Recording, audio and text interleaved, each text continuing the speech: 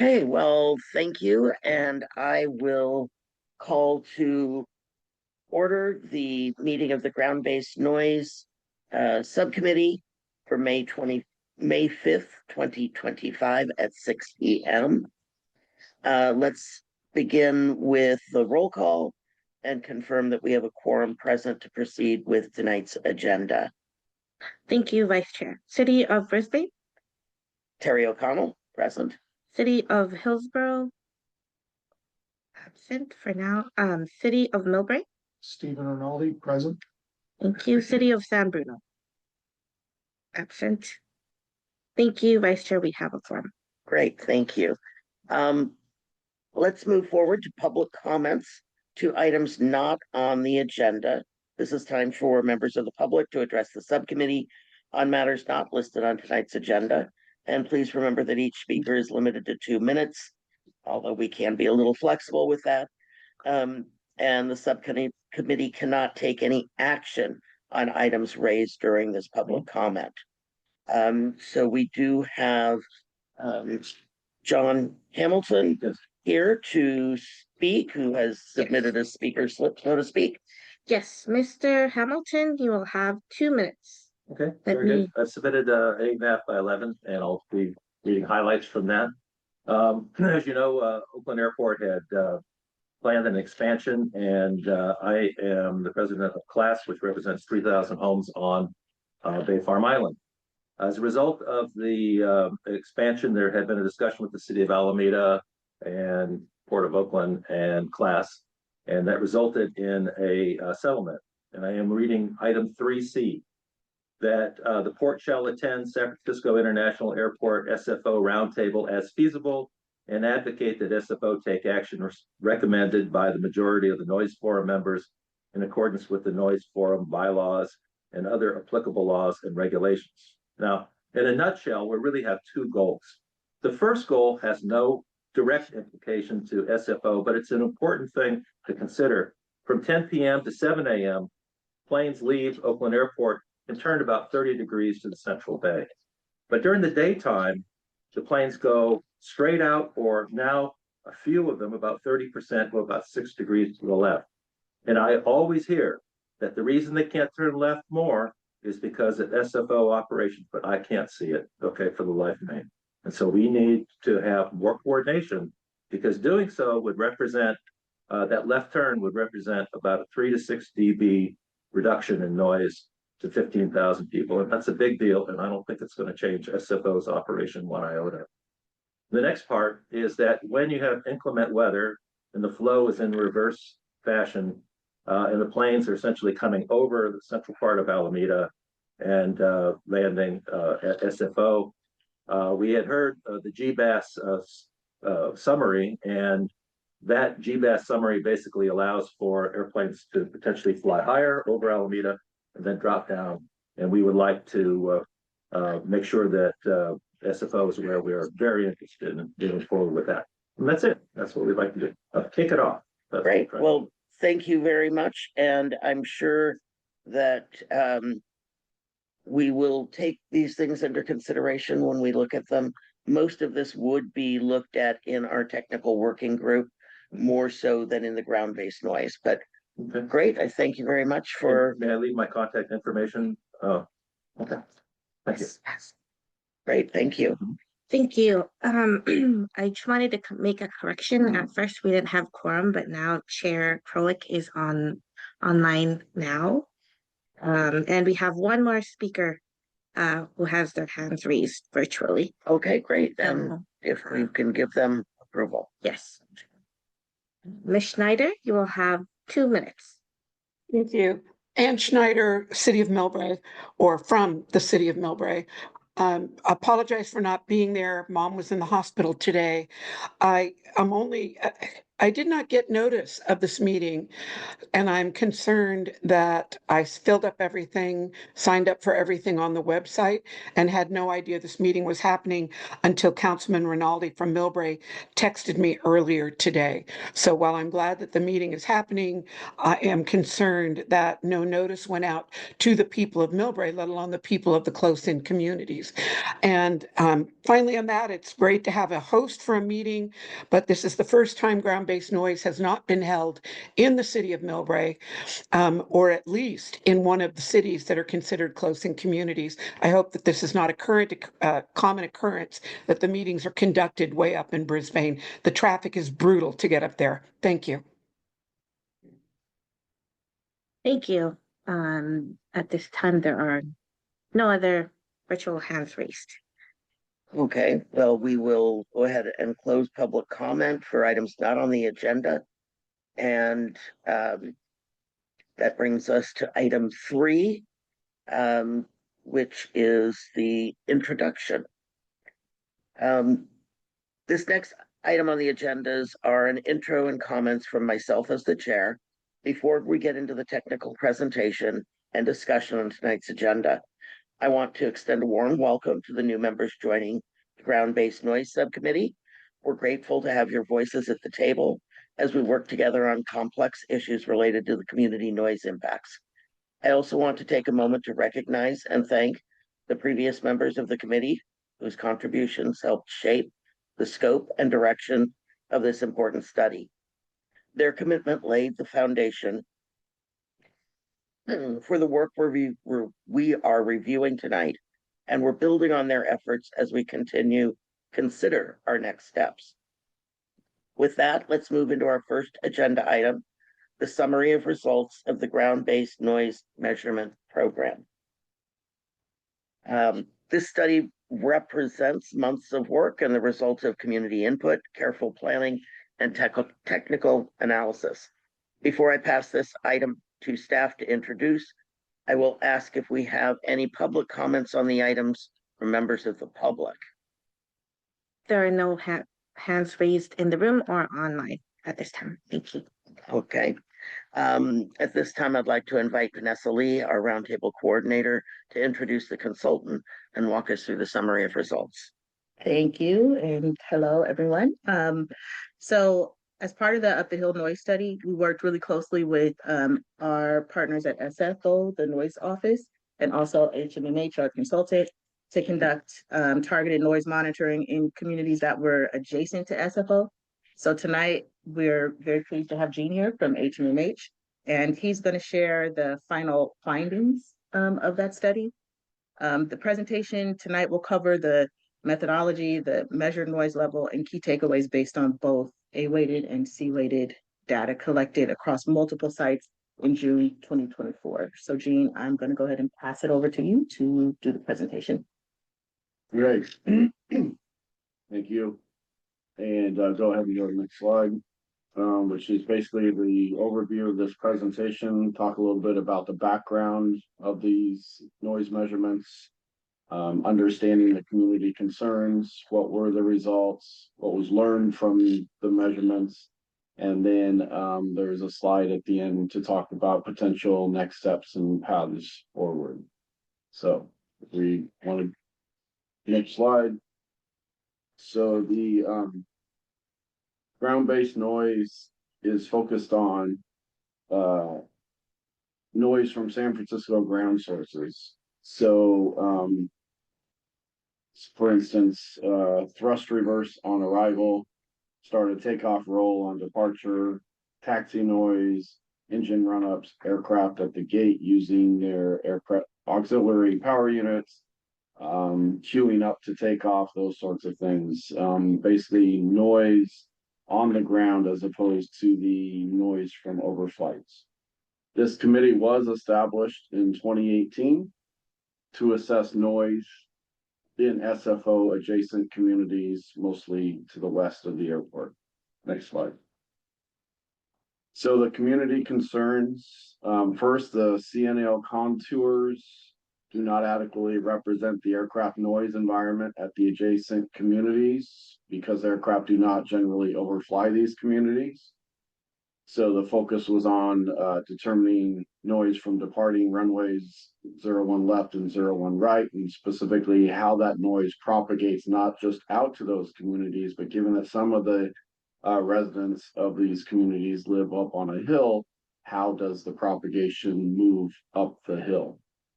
And then the second concern is that low frequency noise is more prevalent in these adjacent communities due to how sound propagates over the ground, reducing the higher frequency noise.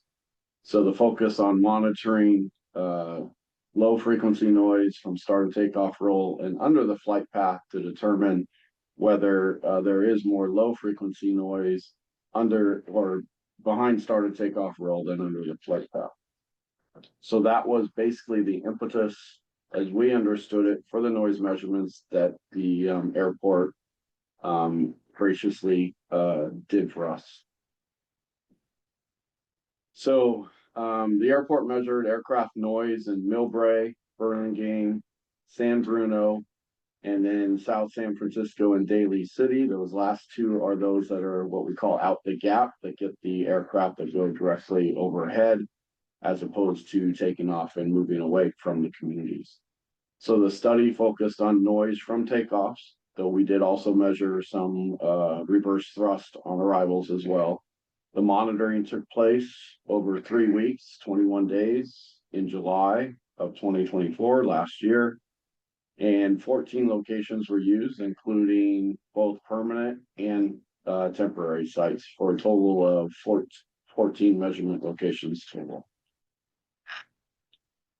So again, because low frequency noise was wanted to be understood in comparison with how low frequency noise propagates up the hill versus under a flight path, all the measurement sites acquired A weighted noise levels, which tends to reduce the amount of low frequency noise that's brought into those measurements, and then C weighted noise levels, which actually include a lot more low frequency noise in those measurements. We typically use A weighted sound levels for environmental noise. That was the recommendation of the EPA back in the 1970s and continues to be what the FAA requires to be used to measure aircraft noise. So the study included the measurements, ended up getting SFO departures on runways 01 left and right. Again, those are the ones that take off away from Millbrae and take off over the bay. And then we also measured departures from the other runways 28 left and 28 right, which are the ones that go out the gap. And then also obtained some arrivals on those runways that arrive over the bay onto 28 left and right. And that was what we got mostly was the thrust reverse noise, which is the noise coming from aircraft after they touch down. They use thrust reversers, which actually push the air forward of the plane to help them stop, as opposed to the noise or the thrust going out the back of the engine. It still goes out the back of the engine, but then it's reflected to push it forward. We also, as a matter of measurements, had some Oakland departures that were using the candle procedure. Approximately 5% of the aircraft noise events were actually Oakland departures as well. Each of the sites obtained at least 300 single event noise levels and up to 1,000 single event measured daily at each of the sites. So over the 21 days, thousands of measurements were obtained using, again, the AAC weighted single event noise levels. Next slide. So here is really the crux of the results. We determined at all of the sites the average single event noise exposure levels and in both A and C weighting. And we did that so that it wasn't just DNL, or CNEL, which is the cumulative noise level that's used to determine the contours that you see there in blue, but to rather measure what people hear, which is a single event noise. And so we average both the A-weighted noise levels and the C-weighted noise levels. And if you look at the noise levels inside the contour or the blue, you'll see that the A-weighted levels are essentially in the 80s inside the CNEL contour, some as high as even low 90s. And in the 70s and below outside the 65 CNEL contour. And that's regardless whether it's out the gap or behind started takeoff roll, the noise levels in A-weighted are 10 or more dB lower than those inside the contour. Now on a C-weighted basis, the noise levels are in the 90s on a C-weighted basis inside the 65 CNEL contour, and typically in the 80s outside the 65 CNEL contour. And so if you want to take a look more closely at some of these, because there are some things to kind of take out of this as well. If you look at the Millbrae site that is almost to the Pacific coast, not quite, it shows a 71 dBA average and a 90 dBc average. And so that does show that noise does propagate up the hill. If you look at the Millbrae inside of that, it's showing 73 dBA versus 71, a little bit further out, whereas 89 versus 90 on a C-weighted level. And so there is a little bit of effect of when you do go up the hill and you have a line of sight to the aircraft, it does propagate better up to those locations. So, but you see that also at the Daly City one that's outside of the contours as well. You get a DBC rating there of 97, which is one of the highest on a C-weighted level. And again, it's because that those noises do project up, because you can see that aircraft coming from the time it's on the runway until it gets to those sites. So that noise levels adding up, because what SENEL is, or single event noise exposure level, it takes into account not only the noise level, but the duration of the event. So as it's coming and you can hear it and see it from a long ways away, that is adding to that single event noise level. So that's why you are getting some higher noise levels, both under the flight path out the gap in Daly City, as well as up on the hill in Millbrae. But nothing here really points to the contours not adequately reflecting noise levels in these adjacent communities, as they are, as you see there, 10 or so dB less than the noise levels in the contour. Next slide. So just want to talk quickly about, again, go back to the community concern and conclusions I made based on the measurements of the 21 days back last July. That the CNO contours, that they do not adequately represent the aircraft noise environment, was not actually validated through the measurements. The A-weighted levels as well as the C-weighted levels were both much lower than the ones inside the contours. And then also low frequency noise is more prevalent in these adjacent communities due to how sound propagates over ground versus propagating from air to ground. And again, the measurements don't indicate that low frequency noise is not also prevalent under the flight paths as much as it is behind the start and takeoff roll, as some of the highest C-weighted noise levels were also measured out the gap. So the measurements really didn't conclude with the hypotheses that were made, unfortunately.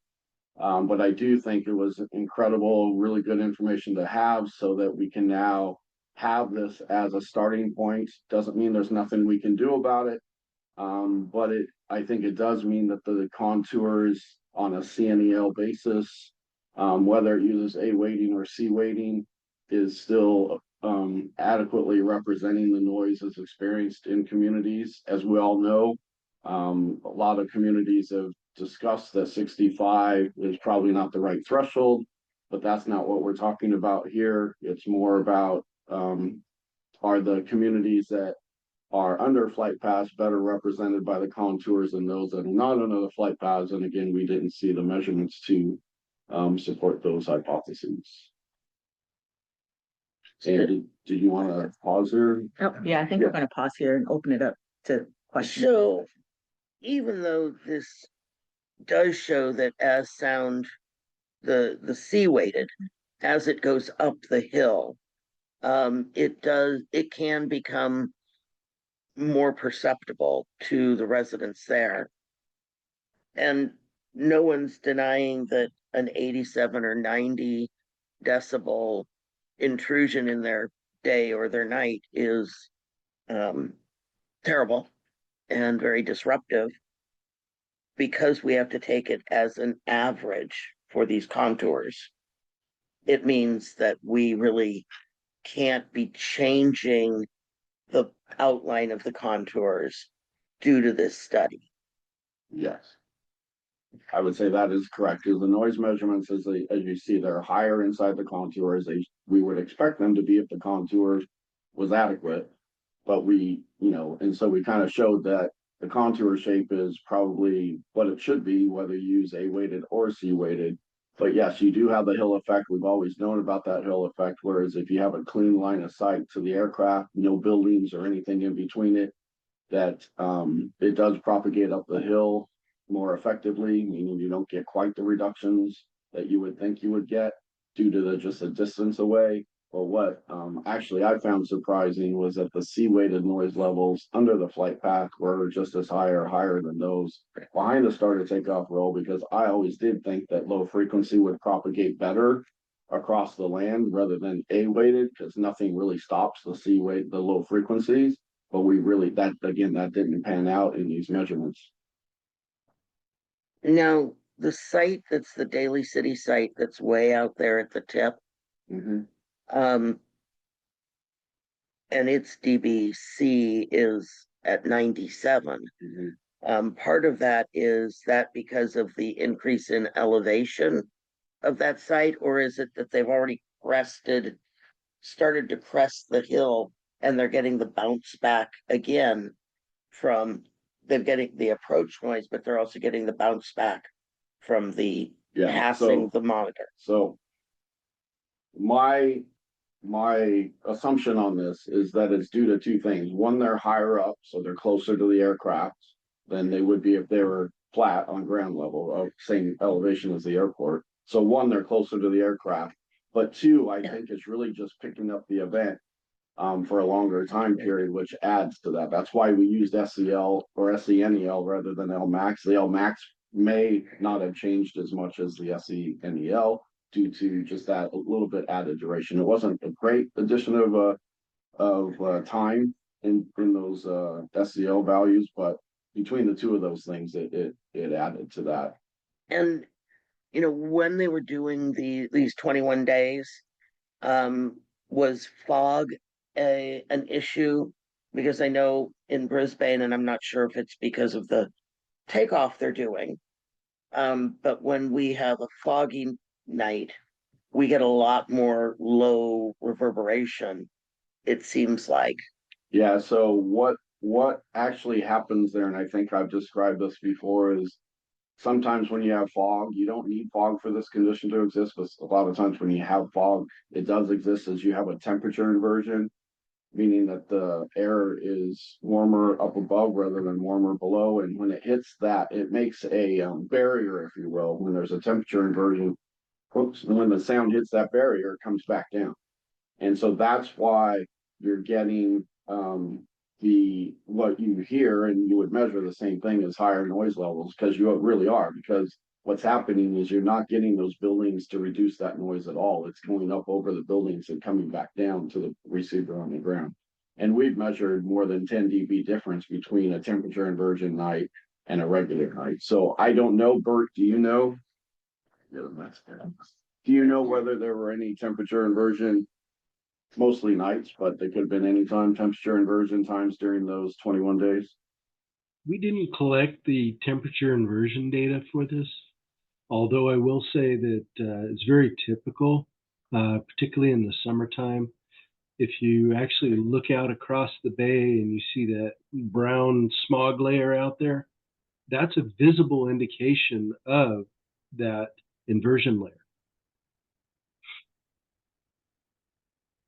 And that's a regular occurrence in July? Is that what you're Very saying? much so. Okay. And it's not so much that, when you can see the smog and you can see it out on the bay and you see the temperature inversion.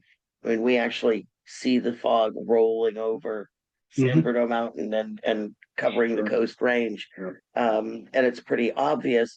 And it's interesting that it's really more caused by the temperature.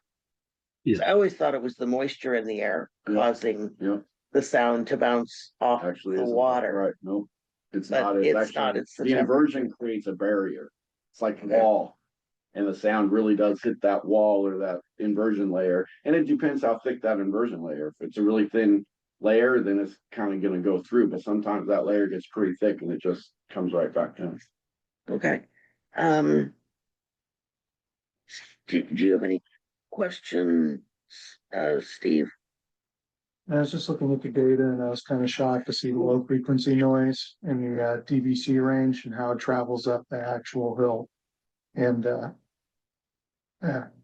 looking at the data, pretty evident that top of the hill catches that noise, low frequency noise. And then as far as dBA goes within the scope of human ear, the results were over 65 dBA in the local areas around there.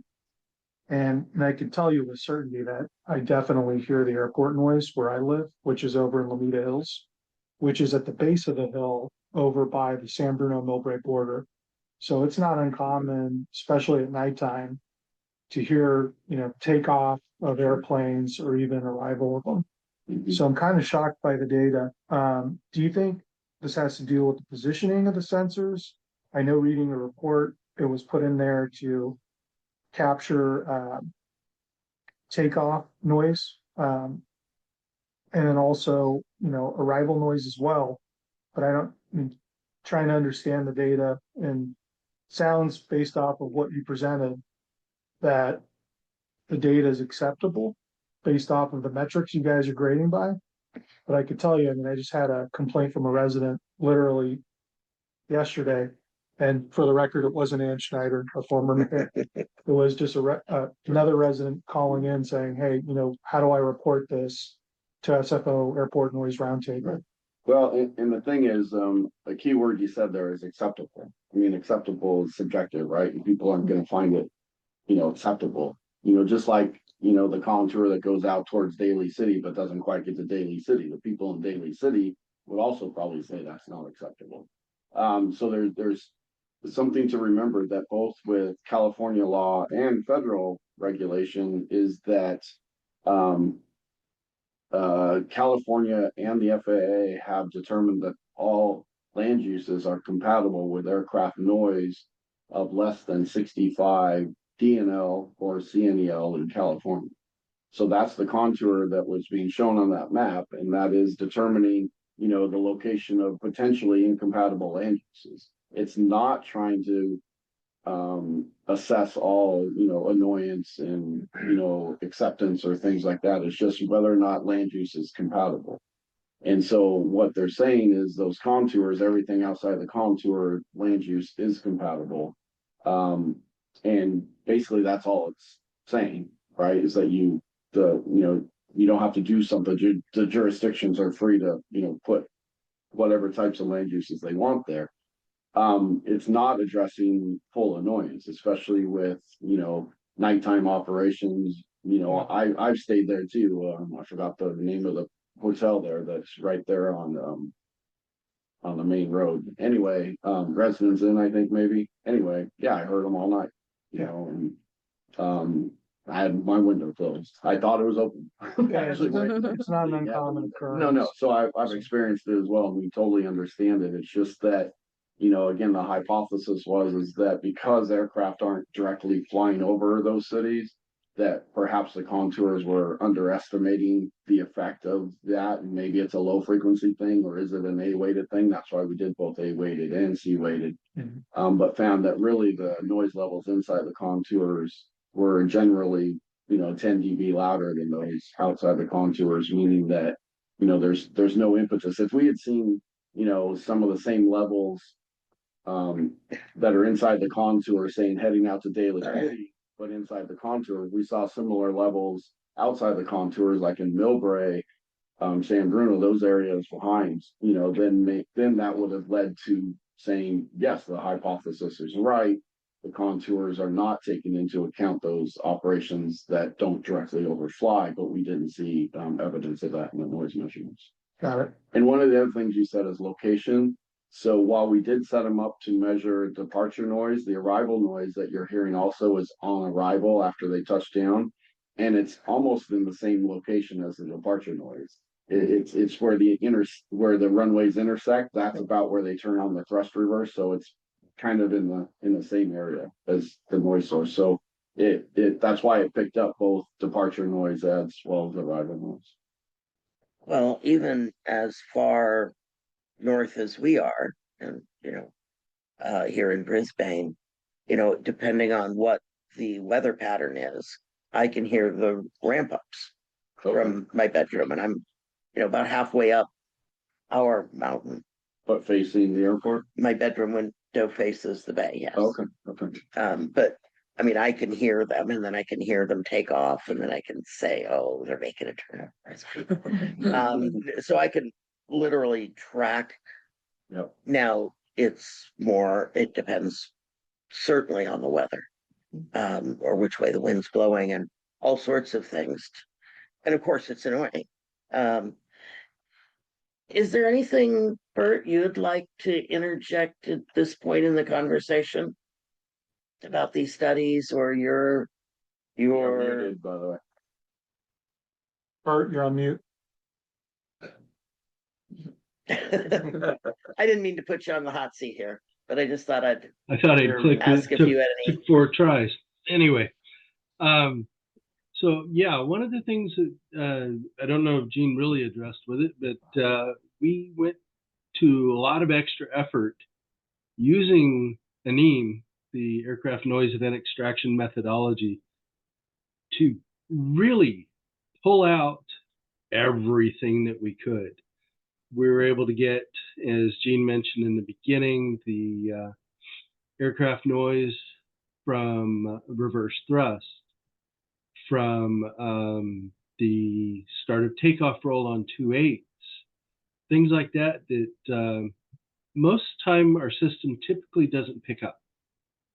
And so that's one reason why we added ANEM a while ago, but we really took ANEM to the extreme with this one to find all the events that we could. We worked to find the duration of these events. Some of them, the initial settings we had used were being dropped only because the calculations between when that aircraft rolled and when the monitor up the hill picked it up was far longer than our consultants thought they should be. And they went and we looked at it and they looked at it and we all listened to it and we're like, nope, that is that aircraft. So we ended up drawing those times out longer to make sure that we captured those events. So we did a lot of fine tuning to make sure that we got as many events as we could. Thanks for that, Bert. Sorry. My apologies for not letting them know, but maybe better coming from you anyway. So, but yes, there a lot of effort went into making sure we got those 300 plus events every day. May I ask two simple questions, if that would be acceptable? Please. The first is the low frequency sound. If one was to design windows that are specific for mitigating the sound transmission into a home and they're near an airport, then knowing those frequencies would help. Because I've noticed that in terms of double or even triple pane windows, they're usually using a more generic road noise, which I don't think is really quite the same. It's got a lot more high frequency in it. Well, there's we also work in sound insulation design studies. first I want to say is we did a low frequency noise study for that purpose exactly at BWI several years ago, probably in the late 90s, early 2000s. And we added an extra pane on the windows, and we added extra siding on the outside, extra wallboard on the inside. Yeah. Really did as much as we thought was realistic to what you could do. And it reduced the A-weighted noise levels by quite a bit. The C-weighted levels barely changed, even going through those lengths. And you use very variable thickness glass and some laminated Well, glass. so we used not only the triple pane, but we added another pane of glass like 6 inches out, so that it's really that that barrier, that air gap that improves the reduction of noise, and the lower the frequency, the larger the gap. And the difference in the resonance frequency Right, between various panes. Yeah. Yeah. So anyway, it was what we have found for decades now is that even if there is more low frequency noise, there's really nothing available to mitigate that low frequency noise. Low frequency noise just travels like nothing's going to stop it, and not a lot you can do. However, I'm not going to go to the punchline, but I do have some information when we get to the next steps as to something you just found in Louisville. So, and the last question is the simple one. Looking at your chart, NEM events, sensor number 1, I think it was, you had arrivals representing 38% of events and departures 62. So does that basically mean that the thrust reversers, that noise that was captured, represented 38% of the noise events? Or I believe that's correct, right? Yes, it is correct. Okay. Significant. Yeah, okay, thanks. And one thing I would like to Christine, add on do you that have- note Oh, is sure. Please go ahead, Bert. low frequency. When I explain it to a lot of the people when I do noise 101 or when I have somebody on the line that I'm speaking with about low frequency noise, is that's the noise you feel. It's the noise for these kids with these boom cars running down the street. You feel it. And when you set up a home stereo, they will tell you to take the bass cube and put it in a corner and little bit off the wall, let it reflect off the walls and go into the room. It's because it is non-directional. It'll go all over the room. Is another reason why the C-weighted noise travels further. I remember years ago looking at an HMMH noise contour resultant from low frequency noise, and they demonstrated to us what the difference between a low frequency contour and our A-weighted contour was. And it was rather amazing. The A-weighted really pretty much followed the path of the aircraft. And I refer to ours as an upside down angel, with the wings going out east and west, the head over Millbrae, and the skirt out over the bay. But if you looked at the low frequency contour, it was more cloud-like. It was just sort of rounded and billowy.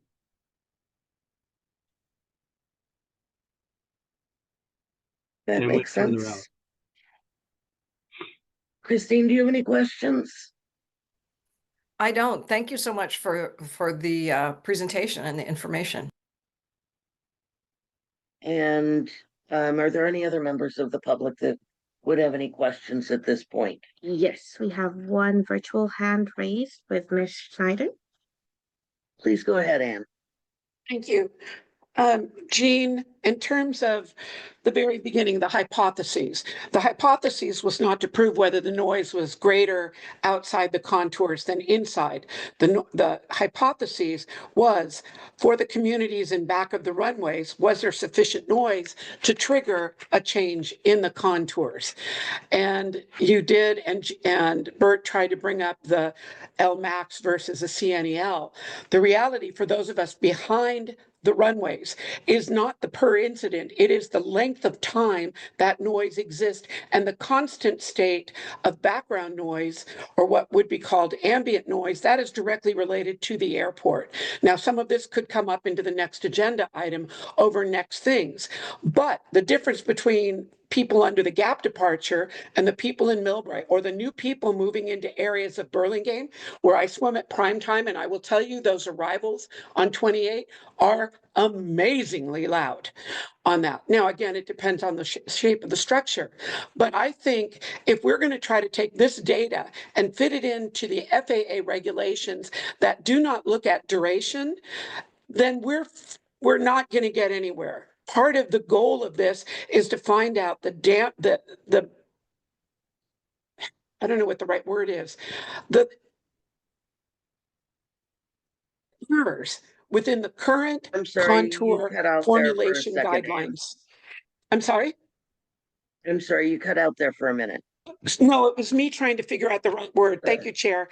I couldn't figure out what it is, but basically, we need to work from the premise, the hypotheses that the FAA regulations as they currently exist do not recognize what happens behind the runways in the uniquely situated SFO, where 77% of flights take off with their jets blasting into the hillsides. And then there's the other 7 or 10% that fly over us. And then there's the other ones from Oakland that fly over us. And then there's all of the helicopters that fly over us, et cetera, et cetera. Thank you. There's gaps, there's errors, and I don't like hearing that we're defending the FAA.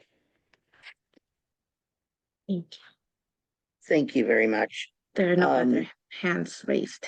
I'm sorry, no No other hands no raised. more hands. Mhm. So what can we do about this? Can we go to your section that we have on possible strategies? And what we can use this data to, I mean, granted, I think it really does show that the communities that are close in, that are getting all that C-weighted noise, really get that reverberation, and it's really harmful to them, and it's annoying. And of course, the FAA has a different terminology for it, and it's not annoying enough for them. But what are the possible abatement strategies that either the airport or the FAA could do that we might be able to work on moving forward as to how we use this data? Yeah, and I put several there. I think Vanessa, did you want to open up this slide? But Yeah. before you do, real quick, I just want to address that Ann talked a lot about duration, which is exactly why we use the single event noise exposure level, because that takes into account not only the maximum noise level, but how long that event occurred. Because we did want to assess it on a duration as well as level basis. So I think we did that. We didn't do it on a CNEL or a DNL basis. We totally didn't care whether, CNEL, we didn't measure CNE. We measured SCNEL, which takes into account both A-weighted and C-weighted noise level and the duration of the event. So just to be clear that we were concerned about duration and wanted to make sure that that was included. So Vanessa, if you like. Yeah, so I will move on to this next slide that's up on the screen. So since I think the study didn't fully support what were initial community concerns, but it did offer some really valuable insights and things that we can build on moving forward. So I worked with Jean to come up with some potential abatement strategies for us to discuss today and to consider. And each one of these offers a different benefit, and then also some varying feasibility. So I think what I'll do is I'll just go through each one and give a general kind of definition of what each of the strategies are, and then I'll open it up for members of the subcommittee and members of the public to have a discussion about these, and also try to consider what we might want to prioritize at the roundtable for moving forward with ground-based noise, and just more work for the roundtable. So the first one is a rolling takeoff. Rolling takeoffs involve the aircraft entering the runway and accelerating for takeoff without stopping. So this could potentially reduce noise exposure by minimizing the time that the aircraft is on the runway. The second one is single, going in a different order that I have on my notes here. So Okay. You can talk. Okay, so the next one is a single engine taxiing. It's a practice of operating only one engine during taxi to reduce fuel consumption and noise. The next one is an engine run-up. It's a maintenance procedure where engines are operated at higher power settings while stationary to ensure they're functioning correctly. So this does generate significant noise and is something that the roundtable can consider.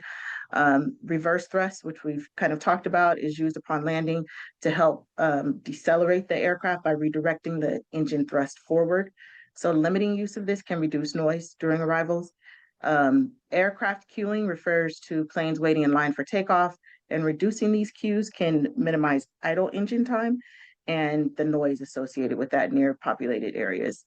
And then auxiliary power unit APU, it's a small engine that provides power to the aircraft systems when the main engines are off.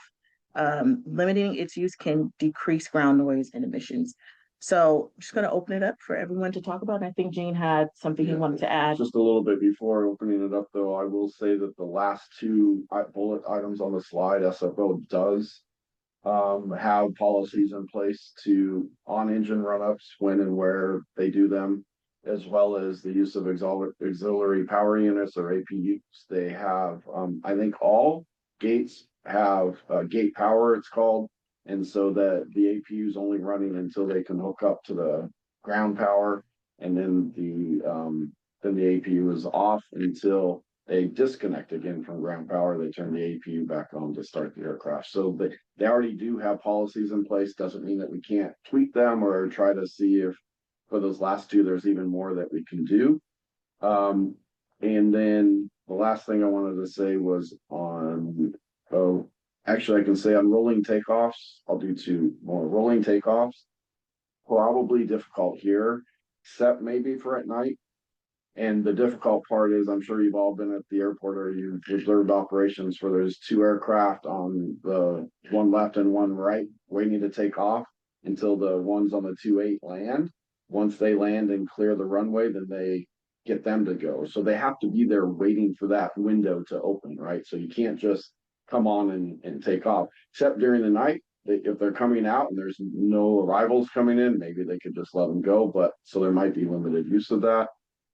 And lastly, limit use of thrust reverse. They have tried this. They actually have a policy in Seattle, which is where the idea came from to me. They limit the use of thrust reverse at night unless the pavement is wet. Think of it just like a car, right? You need more length to stop if the pavement's wet than you do on dry pavement. So brakes alone aren't going to work, and you really need thrust reverse on wet pavement. So that's their policy, and they're trying to actually extend that now, not just at night in Seattle, but throughout the day, that if you don't need it, don't use it type thing. So anyway. Quick question for you, Gene. Do we have any metrics around the reduction of decibels with some of these potential strategies? So example, single engine taxi, by using only one engine, and what would the benefit be from a decibel rating? Or So most aircraft today have two engines. Rule of thumb is that if you double the noise source, you increase the level by 3 dB. so you double it by 3 dB. Yeah, so you might reduce it by as much as 3. I say as much as 3 because you probably don't have, actually it could be more than 3, because if you shut off the one facing closest to the community and just have this one, it's partially blocked by the aircraft. So you might actually get more than 3. Another question for you. On the single engine taxi, what would be the benefit of using both engines over just one engine? On a single engine taxi, what's the benefit? Yeah. So single engine taxi, it saves fuel. And it reduces noise. But when you need a little bit of time to start the engine and get it ready for takeoff. Okay, so you can't do it when you're entering the runway. The engine has to be on before the FAA will let you enter the runway. And so at some point you're going to have to turn Both the engine engines. back on, spool it up, and then get onto the runway. Yeah, but I mean, the reason why I asked that question is because, looking at this from an environmental aspect, I mean, you would think that this would already be policy SFO to use single engine while taxiing around on the runway. And I get what you're saying, you have to have both engines spooled up before you get into the runway to take off. I'm curious as to why, if there would be sound reduction benefit plus, lower consumption of fuel, better for the environment, why wouldn't this already be policy? I think it's just because, like most things, pilots have a way of just doing what they do. And it's common, you start both engines and you start your taxi, right?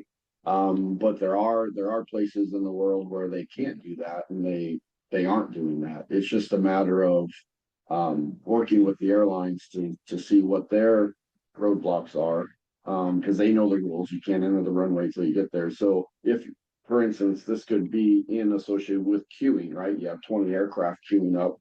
Well, let's have 15 of them on single engine, right? Yeah. And then the last 5, okay, let's start to spool up and take off. So can't say why there's really not. I don't know, Bert, if you have anything as to why that hasn't been a policy at SFO, but certainly look into it. Sure. As far as single engine taxi goes, most of the airlines these days want to do it. And the reason they want to do it saves fuel. Also wear and tear on the engine, so it reduces cost. And the airlines are happy to do it. The other one that I wanted to speak about and had my hand raised for was the auxiliary power units at the gate. We have a very strong policy on the use of auxiliary power units at the gate. The airlines have to be off the APU within, I believe it's 5 minutes. And that includes both the preconditioned air as well as the ground power. So the airport provides at all the gates air conditioning and 400 hertz power for these aircraft to operate on. And we do have a fining structure should they not abide by this. And the airport operations staff are out rolling around looking for airlines that are sitting there running their APUs for longer than necessary. And that's within our airport rules and regulations that are available at SFO.com, flysfo.com. Just a question for you both. How many airlines would you say, you just had to do, general benchmark or percentage on it, are using single engine taxi right now? Because you had made the comment earlier, Bert, that most airlines prefer that. True. I believe that the last we had sort of shopped it around was they're up around 85%. It may even be higher now. So this is something that's already pretty much common practice at SFO. Exactly. I see the chair has her hand raised. Oh, thanks. Please, Christina. Thank you. Christine. A follow-up question for you, Bert, on the policy of SFO. For the run-up policy, is there also is there also a compliance component to that where they're monitoring in that, and there's consequences if they don't follow the run-up policy? There is. So we have a nighttime ground run-up policy. And that basically states that if your aircraft is going to be departing before 9 a.m., then you may do an overnight engine run if necessary. Again, the airlines are not going to be doing it for fun. They do it much the way your mechanic would when you take your car into them. And they have done the repairs. They have fixed the leak, whatever. They will then take the aircraft out to the run-up pad, run it up just to the extent necessary, and then call them repairs done and bring the aircraft off the pad. Thank you. Are there certain hours that they can do that, or it's their discretion overnight? They can do it 24/7, but the nighttime ones are the ones that we police the most. Thank you.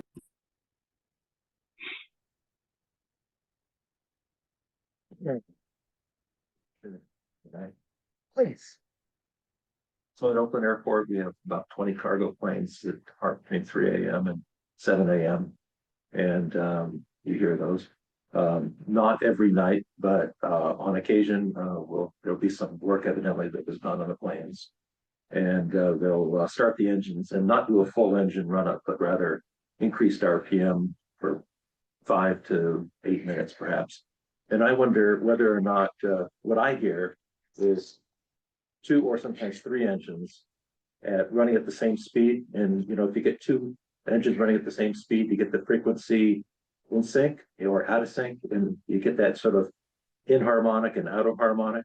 And I wonder if it would make sense if some of these engines could be run, say, one at 1 RPM and another one at 10% higher to eliminate the harmonic interaction between the two. Well, I know they can because each engine has its own Yeah, throttle, so to speak.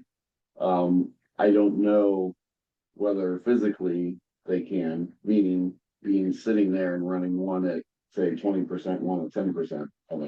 yeah. But it seemed to me as though it would be worthwhile to, about that would try to reduce noise. Because I can hear them going in and out of phase. Sure.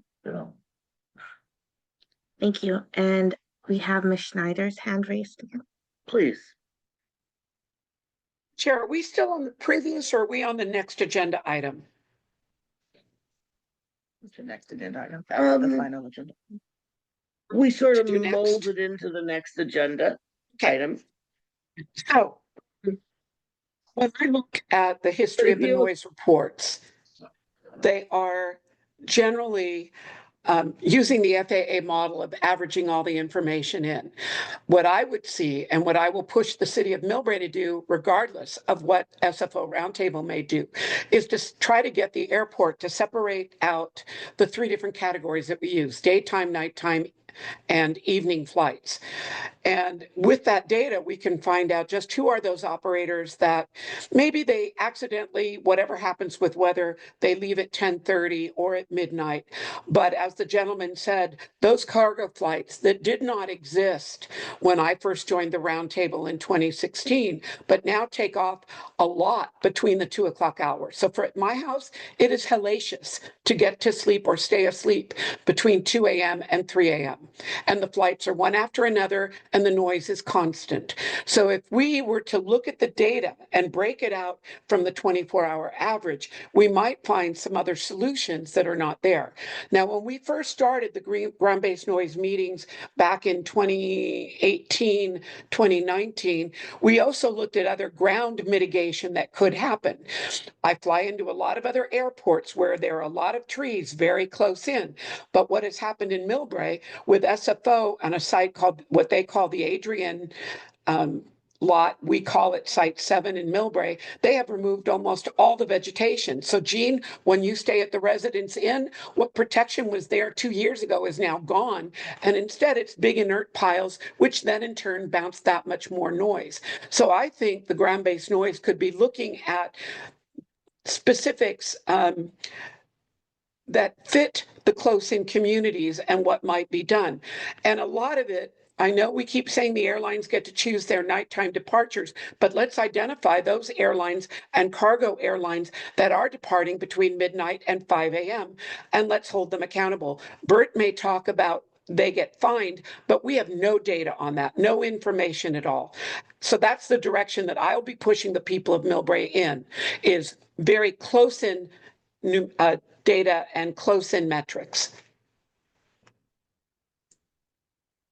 So, Jean, have we seen either at SFO or at other airports that you've worked with where vegetation has made a difference on sound barrier and whether it stops? I know you said that not a lot of the sound mitigation works for the C-weighted noise, but does vegetation work for C-weighted noise? It would be similar with anything else. So no, it really isn't going, it affects more of the high frequency noise faster than the low frequency noise. Because think of low frequency noise that has really long wavelengths, right? And so the wave basically doesn't see anything, even buildings that get in its way. It kind of just goes right through as if they weren't even there. That's why low frequency noise just does propagate out better. But vegetation, you need a lot of it even to reduce A-weighted noise. There was a study done years ago. It's called the diaper method. If you go into a wooded area, a pretty thick wooded area, and you hold up a diaper and you walk until the person says you can no longer see that diaper, that is also the point to which you start to get a noticeable reduction in noise level. So there's no, it requires, usually hundreds of feet of vegetation. Seattle did a vegetation study because they had to take trees out. They were protruding their safety areas. And so they had to take out these trees. The community was up in arms about it. So they did a study and they actually did noise levels before and after and saw that there was actually no change in noise levels. But that doesn't mean that people didn't think the noise levels were higher afterwards, because they actually did. There's a lot of psychology around that. If you can see the noise source, you're going to think that the noise source is louder than if you can't see the noise source. Same thing was done in Houston. They put in a runway next to this. It was actually pretty thick trees. There was probably 30 feet worth of wooded area. But it was after they built the runway, they realized it was impeding their safety area. So they had to get rid of them. And everybody thought the noise levels were higher, but they were not noticeably different. So it just takes a lot of vegetation to do that. So one of the things that I did want to bring to this group's attention is something we just did in Louisville, Kentucky. Similar situation. They have a runway that most of the time they depart from.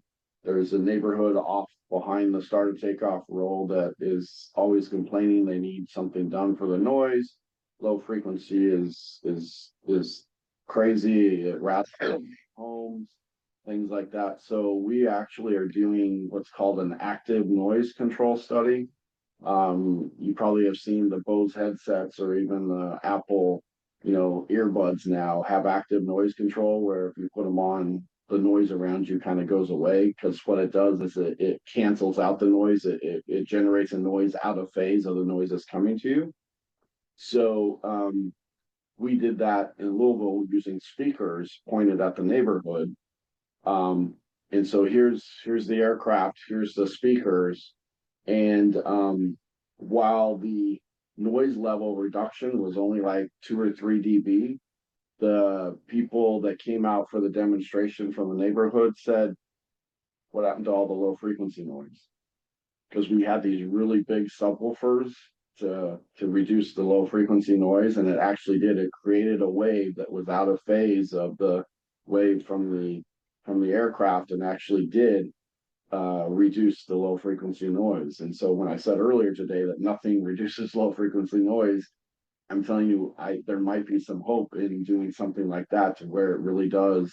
There was a noticeable noise reduction, but it was more noticeable that the low frequency noise was out of that signal between an aircraft that took off without the active noise control on, and then an aircraft taking off with the active noise control on. It was a noticeable difference. That almost sounds in theory similar to what John was suggesting with both engines. A little bit. That's a thing that deals with harmonics, where this is just canceling the noise. And it doesn't cancel it, but it greatly reduces it. And one of the good things about this is that when it does cancel the wave, it actually is canceling it, meaning that it's not going out. It's basically stopping it. Because you also shouldn't, because what low frequency noise does is it produces a lot of rattle in your home. Like windows will rattle, or if you have knickknacks on glass shelves or something, they all rattle. Well, that'll go away too, because that wave is no longer propagating once you cancel the wave with these speakers. So it's promising. It's months, if not year or 2 out from being something that, because the goal is to turn this into something that can be actually implemented at airports. Louisville is the pilot, and we're trying to come up with a something that you can just, here's how you do it, and go set it up type. Would that be something in the wave of the future that would be actually mounted on the plane that's creating? No, because that's going to add a lot of weight. So no, Oh, because I see what you're saying, because you could have the same effect under the flight path or something, right? So this is really meant for the ground noise, that low frequency propagation issue that we've been talking. sort of like what soap does with the surfactants, where it breaks up the sound wave. Yes, there you go. If Yeah, if that's a Mhm. an analogy that No, I it can was- make my brain get around. So there is something that looks, and we just did it like 2 weeks ago, tested it out in Louisville, and we're all pleasantly surprised, and surprised in a way that we didn't expect. That low frequency really went away. Was that something that was because these are high-end houses and so they had, No, this And- was just out in the area. This was outside, so we weren't even measuring inside the houses yet. We're just measuring what the noise is out in the neighborhood with and out without these array of and what speakers it's on it. perceived as? Mhm, right. The people that came out from the community, there was like 2 elected officials and a couple roundtable members, and they were all very surprised at what they heard. And Gene, you were saying that this pilot's still active, still going on? Yes, yeah, and we're actually going to propose a second phase to do what I just said, and that is, design a system that you then say this is, or design a process that this is how you would do it at other airports, because this is really tailored to Louisville Airport, right? Yeah. Well, the next step is to make it something that's more commercially viable, I would say, than what we just did, but it's certainly possible to use active noise control. What's the remaining duration of this pilot? We don't know for sure. We have a contract through the end of this year, but I think we're going to be requesting funds from the FAA for next fiscal year. So probably another year after that. So a couple years out. But Sounds there is helpful. something promising. Because I've always told people there's nothing we can do about low frequency noise, and now there may actually be something. Now, Bert, maybe this is a question for you, and we were talking about run up or single engine, and then you have to turn on the second engine. And when they turn on that second engine, they have to bring it up to a certain RPM to make sure that it's functioning properly after they've turned it on. Is that correct? It's a low RPM, yes. I'm sorry, what's that? It's a low RPM, but yes. Okay. And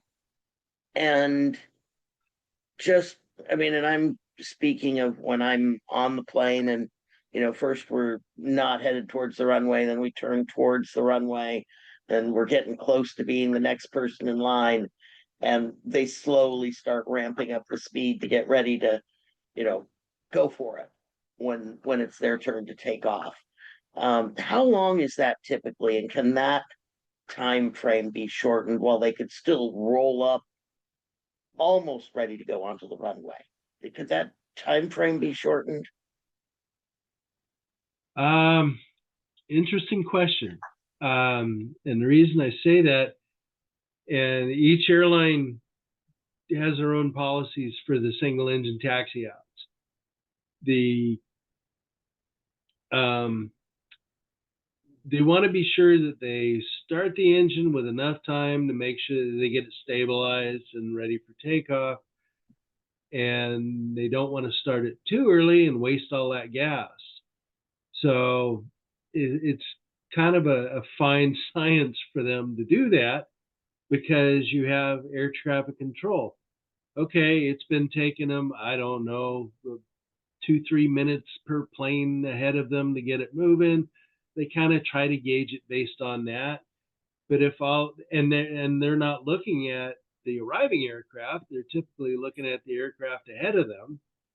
So they don't know if, okay, the arrival stream dried up, they're going to start sending out aircraft 1, 2, 3, rather than send one out, wait for an arrival, send one out, wait for an arrival. It's, like I said, it's not an exact science. Reminds me of sitting at the metering lights when you're wondering if it's going to be your turn or not. And sometimes it's let 2 cars go in first, but only one person decides to go. Right. So you can't count on 2 cars allowed per light because nobody reads the instructions. But it's an interesting concept to think if we could reduce that, where they're getting higher RPMs to get ready for their takeoff. if that could be something that would be noticeable. Well, and that's the benefit of rolling takeoff, which, it's said why, some of the issues of not being able to do that all the time here.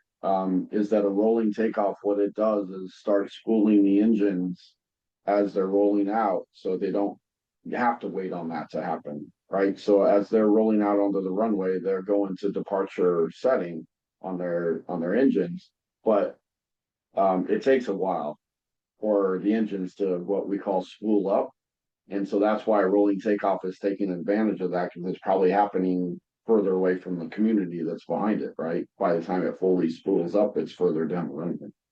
And then you also reduce the time because it's just going to take off. So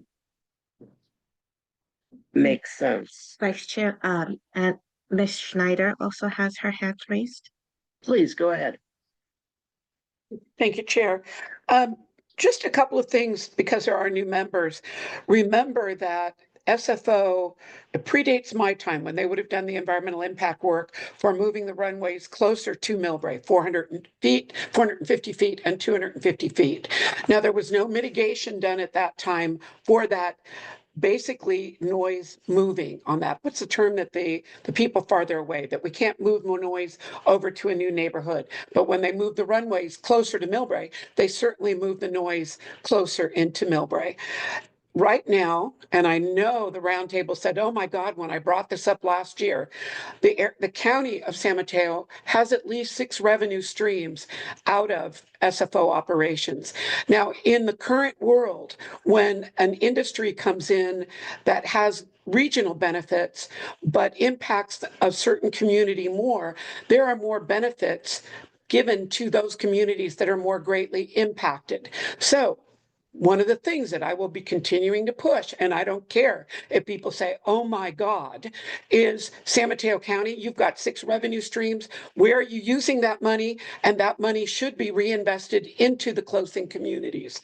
The house that I live in now, the house I grew up in, was inside the contours, did have the airport windows put in the late I think it was the early 1990s. Those windows have all failed. They didn't even fail. They didn't just fail. They allowed moisture in that rotted the framework on the first floor. And when I first moved back home, I had to replace that. For those homes that are under the gap departure, they can get those things fixed. But everybody in Millbrae and San Bruno who were under those programs and had very poor quality windows put in and additional structural damage, they should benefit from the money the county is making off the airport. It is only fair, as we are the ones that live with the noise 24/7. Thank you. Thank you. There are no other hands raised. Oh, I'm sorry. Ask Gene a question. Please. What is the transition between the low frequency and the high frequency? Roughly, 100 hertz or 50 hertz or?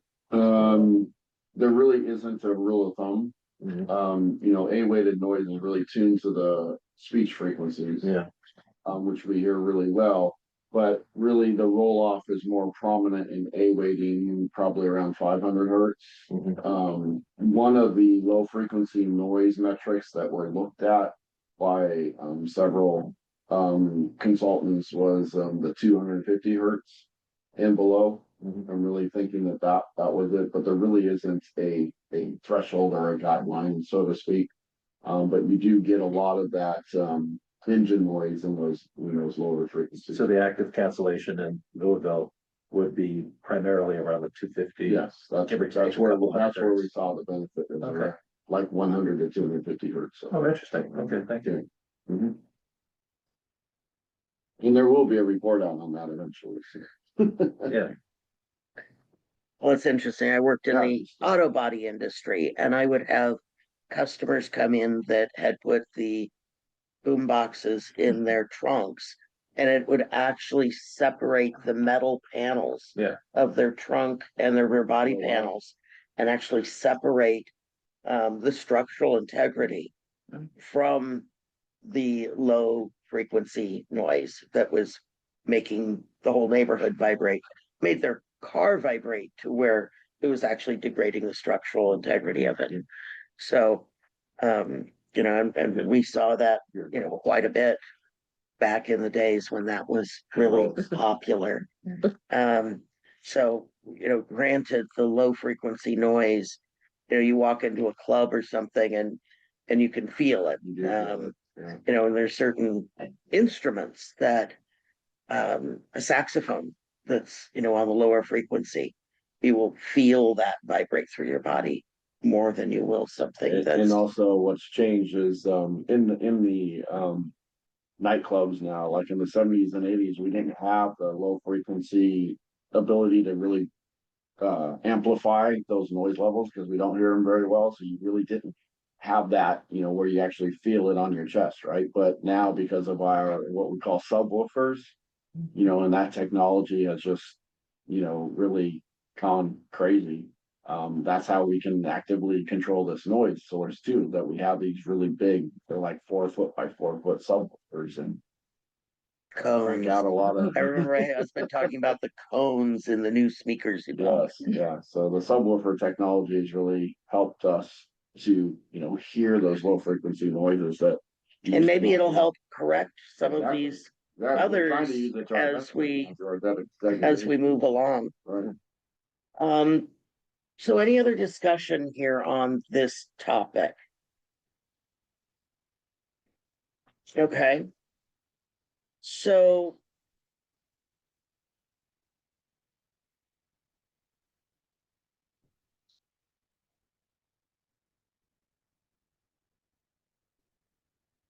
how do we want to move forward on some of these ideas? I know a lot of them have already been discussed.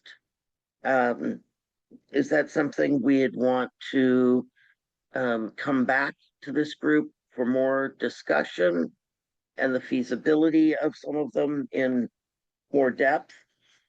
Or is this something that might be something that the technical working group can start looking at, because we're going to be somewhat limited in that technical working group on what we're able to do without active participation with the FAA, which right now we're still on a very limited basis with the changeover. Is that something we think that, and I don't think we need to decide this now, but it might be where we're taking that technical working group and bringing it to some of these ideas so that we can look at it a little bit more in depth and maybe partner it with, if when we get into more of the GBAS data, whether GBAS is going to help reduce some of that engine thrust, the thrust for the reverse, when they're braking. Is that something, Bert, do you have any idea what SFO's timing or how they are moving forward on their GBAS studies in this new environment? I think you hit the nail on the head with the new environment. The FAA really has pretty much put everything on the skids right now. We are looking at possibly getting some traction in a year and a half again. We were hoping to really get going again this year. We'll have to see what goes, but we're not letting up on it. We're still having our consultants meet with the FAA, try to get in there to talk about our innovative procedures, to bring up the new ones that we had brought forth from the roundtable. So I couldn't tell you if I wanted to. Okay. And I just had a thought that came through my brain and it fled from my brain. Do we have any idea if any of the noise studies that were supposedly being done through, I think it was through National Health and the FAA, that were supposedly coming out with the new university noise studies regarding health and noise impacts? Do you know if any of those are moving forward or in this? From what everything we've heard is that the funding has not been pulled on those. And those don't necessarily require the FAA to be getting their hands in it. You Participatory. know, there's more of, you know, colleges doing things and universities, right? Kind of taking the ball there on some of those. So as long as the funding doesn't disappear, dry up, I think they're moving forward. So there's no reason to believe at this point that any of them have even, you know, been delayed as a result of where things are in DC. I'm just wondering what the workload at the technical working group might be going forward. If there was anything that we see that was coming immediately to our plate, or whether this group may want to sort of roll in to give some work to that technical working group. And I think that's something that we should bring back to the whether it's on this coming agenda or the next agenda through the roundtable, bring it back to the membership and see if that's something that it would work better to roll that into this, not to give up on it or not move forward with any of these things. But I think there's going to be a lot less coming out of the technical working group in the near term until the administration and the FAA gets back on board with their outreach. And I'm not quite sure when that will happen. So I think that's something we might want to keep in mind. And I don't know, Christine, do you have any thoughts on that? Well, I think, the most we can do, the sooner we can do it. So we have a TWG meeting that we're setting up now. So why don't we take a look at this stuff and I think and put it on the June agenda for the main roundtable as well, just to keep things moving along. Any thoughts? Yeah, I'm okay with that. So I'll also offer that at our June meeting, the roundtable is going to be considering the annual work plan. So the work plan does include some of these strategies and noise mitigation opportunities that we've talked about. And it does outline what each of the committees could potentially be working on over the year. So I do think that the work plan will go to TWG first. So I think it's an opportunity there to also discuss how we can continue to wrap in some of the ground-based noise items and continue to move them forward. Well, it was that TWG was very involved in the GBAS and understanding what was going on with that and what the ramifications would be on that. And I think that's going to be lesser in the immediate future. So it just seems that it would be it could be a better use of time to try to roll some of this into that. But I do want to get the feedback from the entire roundtable when we get to that point. So one of the things that TWG was working on, because GBAS was kind of, okay, we gave them our ideas, they need to go away and do their thing, right? So what could we be working on in the TWG while that's taking place? And we started the nighttime noise issues, right? Like, the offset approach to the 2.8s and the vectoring off of the, nighttime procedure over the peninsula, right? And I think a lot of the ground-based noise solutions may also be easier applied during night. And so maybe this kind of rolls into that. Let's include some of these. There's trying some of these things at night and how to potentially do that. So and actually submitting things to the FAA on some of those ideas that we talked about, for sure. Doing the offset procedures on landings are going to be really moving forward without active participation. So, if we can work on something. But I think the airport does have a line of communication with the FAA. Okay. Because they still have to, to operate an airport. And so maybe they could also check in with them. Any updates on this? True. What can we be doing? True. Even though they don't come to this meeting, could we still get and Bert, looking to you, obviously, but because it would be you or, people at the airport to try to have those meetings with the FAA to see if, they have any updates on any of those nighttime procedures that we were working with them on before January. Yeah, I did give you that information, but we have Ling Corporation still working that for us. And they have been meeting with the FAA to find out what they can, but right now the progress is nil. Well, I think that sort of gives us an idea of, we need to keep ourselves busy on stuff that we can try to work with, and we have a willing partner with the SFO to, who's willing to work on some of these programs with us within their reason and their, ability. So again, I think that's something we should bring up to the roundtable. Are there any other comments from members of the public or committee members here today, or anyone online, sort of as our wrap up to this meeting? Yes, we have one virtual hand raised from Ms. Schneider. Okay, please go ahead, Ann. And Chair O'Connell, thank you for considering bringing ground-based noise issues to technical working group. In the beginning, we used to handle more issues.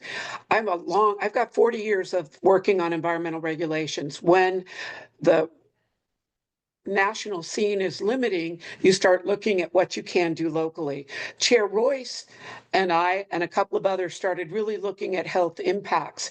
The way San Francisco Roundtable is structured, somehow they think of themselves as only noise. Having been a regular attendee to UC Davis noise symposiums, almost all roundtables around the world consider all health impacts. And when we do not include air pollution along with noise, it makes it more difficult to make your case for any kind of change to improve the health of people anywhere in the Bay Area or within the close-in communities.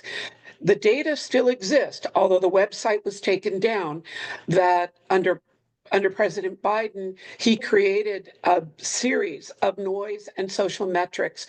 And for San Bruno and Millbrae, all of us are under high levels of particulate pollution 2.5 and a second category 2.5 diesel particulate materials. All of the cities that are flown over, especially on departure where you're running the engines, you're going to have more particulate matter.